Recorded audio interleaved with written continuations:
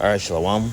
I want to start off by giving all praises, honor, glory to Yahweh, Ba'ashim Yahushua, Ba'ashim Rawa Kakadash. Double honors to the apostles and elders of Great Millstone. Peace and salutations to the hopefully elect. Coming at you with another lesson to the spirit and power of Yahweh, Ba'ashim Yahushua. This is a speech to the World Health Organization Council of Eugenics, dated February 25th in 2009, by Henry Kissinger.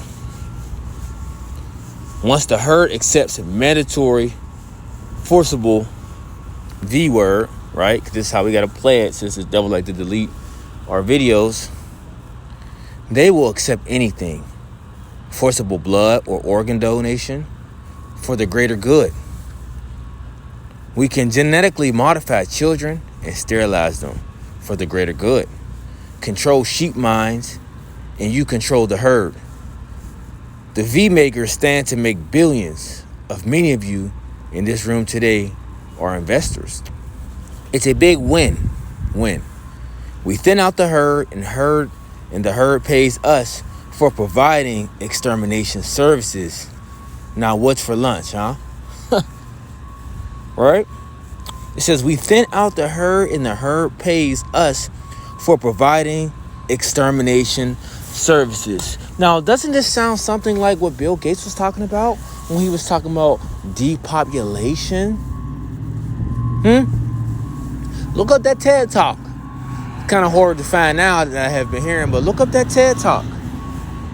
You know, of how he was talking about depopulating the people by the way of what? Take a wild guess. You see? So when the scriptures say in the book of Sirach, chapter 12, verse 10, never trust thine enemy.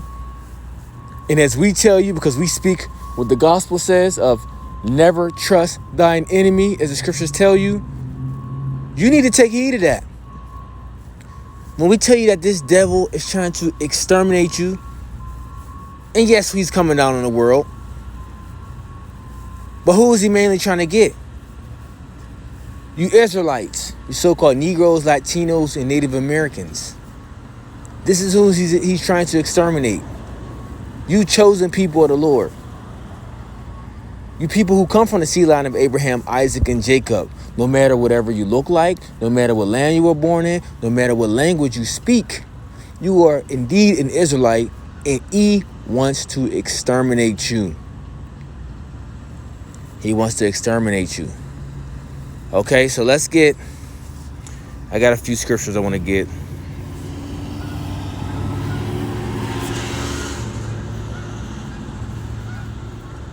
This is going to be quick. It's the book of Job, chapter 9, verse 24. It says, the earth is given into the hand of the wicked. He covered the faces of the judges thereof. If not, where and who is he? And the person that is controlling the earth, who has everything in his hands, who controls the resources, who have covered the faces of the judges thereof, is Esau Edom. Right? This is who have done this.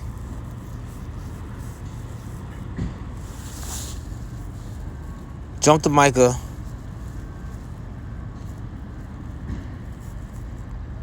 Chapter 2. 2 verse 1, it says, woe to them that devise iniquity and work evil upon their beds. When the morning is light, they practice it because it is in the power of their hand. See, he has nothing but time. He has the resources. He has the money because he prints the money. He controls the money. He don't even have to carry money. Well, dealing with these private bankers. And when you control the money, you control the people. Right? But they practice these things. Why? Because the power is in their hands. The things that they do, they're able to do it. Why and how? Because it is in the power of their hand. What else do? They covet fields and take them by violence, and houses and take them away. So they oppress a man in his house, even a man in his heritage. Now, when you go to the book of Habakkuk, the 2nd chapter, it talks about, him, roughly paraphrasing, him heaping all people into himself, him going to different lands that don't belong to him, doing whatever the hell he please. And when he goes to other people's lands, what do you think he do? Oh, he takes it over by first through deceit, then through violence. See, he deceives the people in the world as if he is going to these other places to stabilize it, to make it better. But ultimately, he's there to what? He's there to undermine, that their order that they have set up. Deceive the people, and then do a full-blown attack on it. That's what he does. And then he makes the world believe that what he have done was the right thing to do. And he essentially made that place better. Little do you know, that place, after he goes over there, is left in shambles. The people through, confused, madness running around after he's done. So it says, and they covet fields and take them by balance, and houses and take them away. So they oppress a man in his house, even a man in his heritage. So he destroys everything that that's in his path. He just destroys cultures, their customs, everything. He's able to do it. Why? Because the power is in his hand.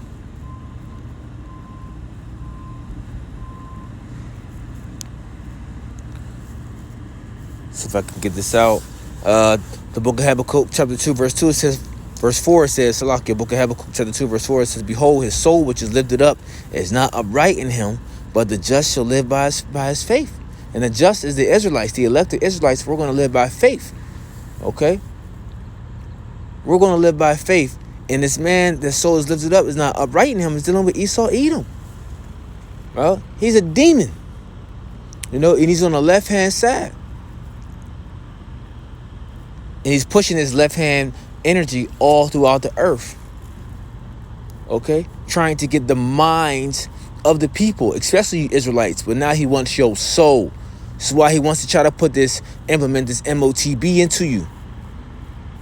So you can be subject unto him, and so you can be subject, so you can be away from your power fully.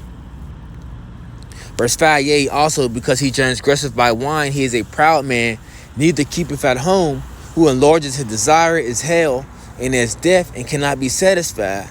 But he gathereth unto him all people, and heapeth unto him all, he gathereth unto him all nations, and heapeth unto him all people.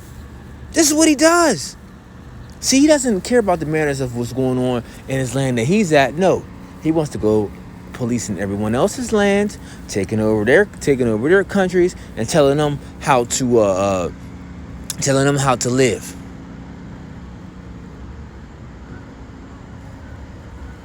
Verse 6, shall not all these take up a parable against him and a taunting proverb against him, and say, woe to him that increaseth that which is not his?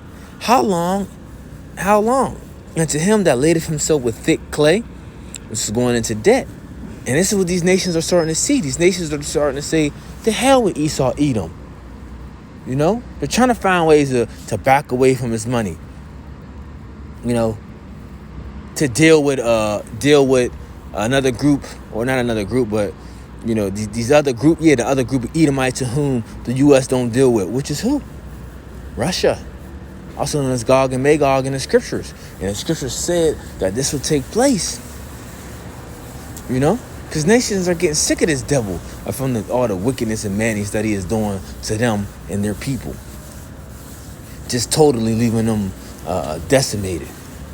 And then still have them in so much debt where they can't get out of. So they 2-time loss. They in shambles and they in heavy debt. Under who? E.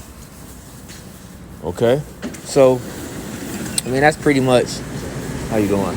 It's pretty much what I'm able to touch on through the Spirit. Lord willing, I'll come back with you with a part 2. So next time I want to say shalom.